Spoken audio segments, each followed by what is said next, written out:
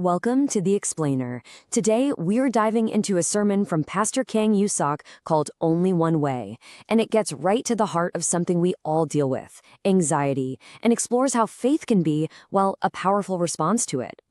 So, right off the bat, this sermon zeroes in on a feeling that is just so universal, right?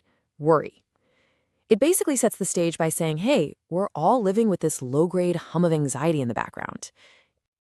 And that really is the big question, isn't it? Why are we all so anxious? You turn on the news, you hear about wars, you worry about the planet, or maybe it's just this vague feeling that the future is uncertain. Well, to tackle this very modern problem, the sermon actually takes us back to a really old story. Okay, so picture this. You've literally dropped everything, your job, your family, your whole life, to follow this incredible leader. For 3.5 years, this person has been your entire world. And then, out of nowhere, he tells you he's about to die. I mean, can you imagine? For the disciples, this wasn't just bad news. It was like their whole future was just evaporating. And this is the very first thing Jesus says in response to all that fear.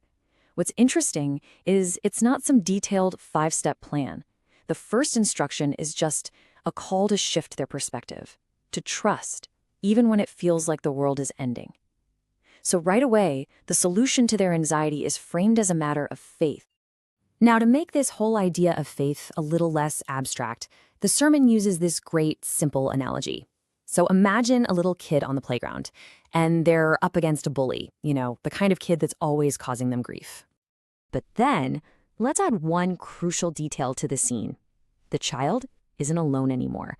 They're holding their dad's hand, and it just so happens their dad is a world-class martial arts expert. Totally strong, totally capable of handling anything. So, the sermon poses a pretty simple question here. Should that child still be scared? I mean, with that kind of protector right there, that bully suddenly looks a lot smaller, doesn't he? The fear just kind of melts away. And that's where the analogy loops right back to the main point. The argument is that for a believer, their relationship with an all-powerful God is exactly like that child holding their father's hand. The world's problems, all our anxieties, they're the bully. But having that protector there completely changes the game. It's supposed to turn fear into courage. All right, so if faith is the antidote, what exactly is that faith in? Well, the next part of the sermon gets really specific. It focuses on a direct promise that was made to calm the disciples' fears about what was coming next. And the power of this promise is just how concrete it is. It's not just, hey, don't worry, it'll be fine. It's a very specific promise of a prepared place, a guaranteed destination, and a reunion. It's designed to hit their biggest fears, abandonment and uncertainty, head on. So you see, this promise isn't presented as just, a comforting thought. It's framed as a rock-solid guarantee. The whole idea is to completely shift your focus from the chaos of right now to the certainty of what's been prepared for the future. Okay, so that's the theory. But to show what this belief looks like in the real world, the sermon makes this incredible pivot. It moves from ancient text to a powerful, true story from World War II. And this is an example of faith being tested by the ultimate fear, death itself. First, just so we're all on the same page, let's quickly define what a chaplain is. Basically, it's a religious leader, a priest, a pastor, a rabbi, who's attached to a secular group, like the military, to provide spiritual support. And in this story, we're talking about 4 U.S. Army chaplains. The scene is the freezing cold North Atlantic Ocean, back on February 3rd, 1943. A U.S. Army transport ship, the Dorchester, gets slammed by a torpedo from a German U-boat.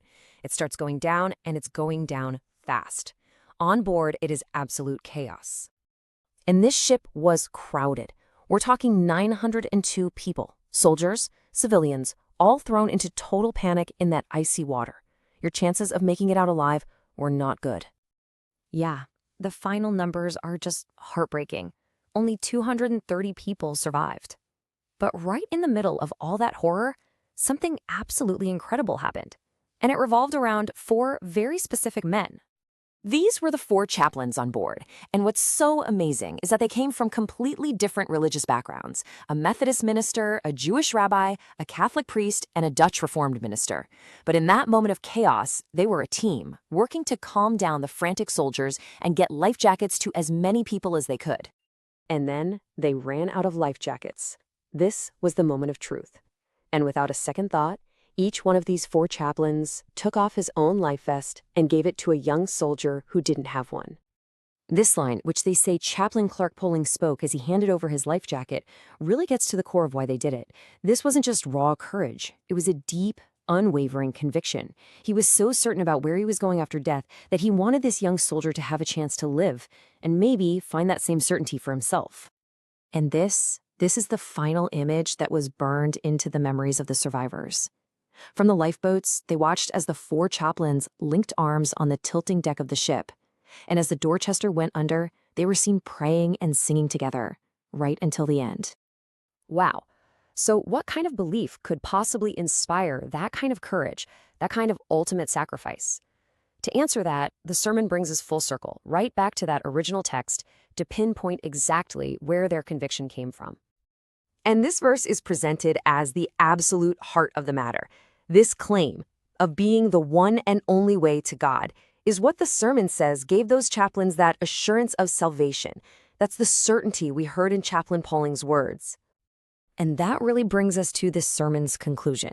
The argument is that this particular belief, this singular path, isn't just some tool to make you feel a little less anxious. It's about a conviction so powerful, so absolute, that it completely rewires your relationship with fear and even with death. And in the end, the sermon leaves everyone listening with this final question. After walking through the disciples' fear and witnessing the chaplain's incredible faith, the spotlight turns back on you, on me. It asks us to look at our own lives and really think, when it all comes down to it, in the face of life and death, what is the one thing that is truly most important?